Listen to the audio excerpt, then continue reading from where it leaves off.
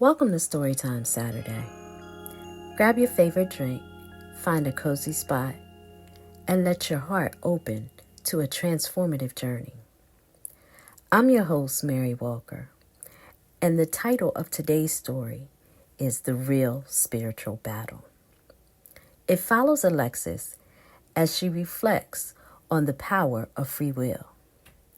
Through the stories of Camille and Malik, we'll explore the unseen forces that shape our lives and the quiet strength it takes to make a change. So get comfy and let's begin this soul-stirring tale. Let me tell you a story. Free will is the most profound gift we have. It's the ability to make choices to decide how we live and to how we treat others. But here's the thing. Every choice we make sends ripples out into the world. And those ripples don't disappear. They circle back, finding their way home, whether we're ready for them or not. I want you to picture a woman. Let's call her Camilla. Camilla grew up watching her mother manipulate others to get what she wanted. If her mom didn't want to face the truth, she'd twist it.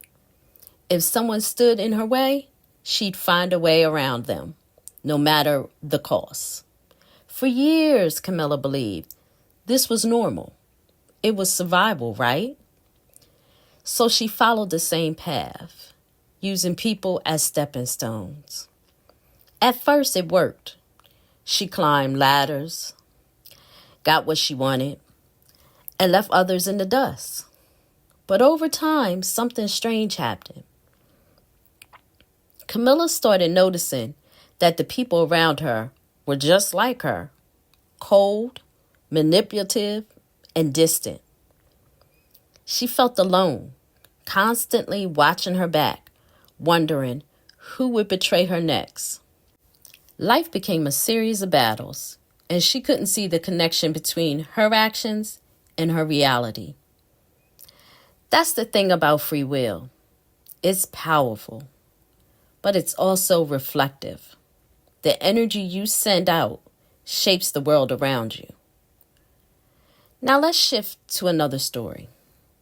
A man named Malik. Malik had always been a people-pleasing, bending over backwards to make others happy, even at his own expense. He grew up watching his parents put everyone else first, often at the cost of their own health and dreams. They believed sacrifice was a form of love. So Malik also carried that belief with him into adulthood. But one day, Malik reached a breaking point. He was sitting in his car after a long day, staring at the bills piling up on the passenger seat. He just worked a double shift, helping his boss meet a deadline, only to receive a lukewarm thank you and no extra pay. His phone buzzed with messages from friends asking for favors and family needing help. He felt a knot in his chest, not just exhaustion, but resentment. In that moment, Malik realized something profound. His need to please others wasn't love. It was fear. Fear of rejection. Fear of not being enough. Fear of being seen as selfish. That night, Malik made a decision. He would start choosing himself. The change wasn't immediate or easy. Malik had to set boundaries, a word that felt foreign and uncomfortable for him. He learned to say no, even when it meant disappointing people he cared about.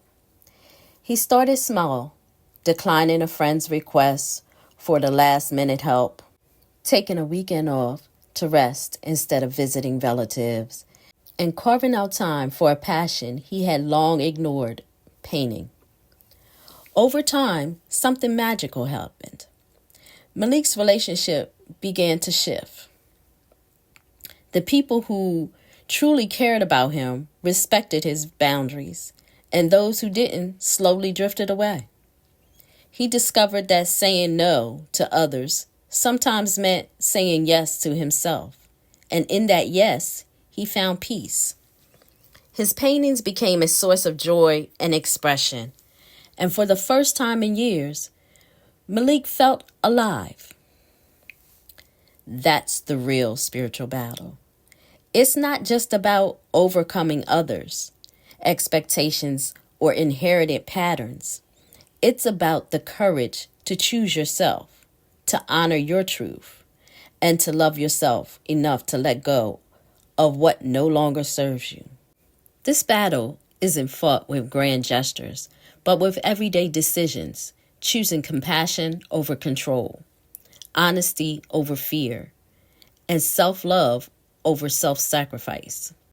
Life is not a punishment. It's a series of lessons shaped by our choices.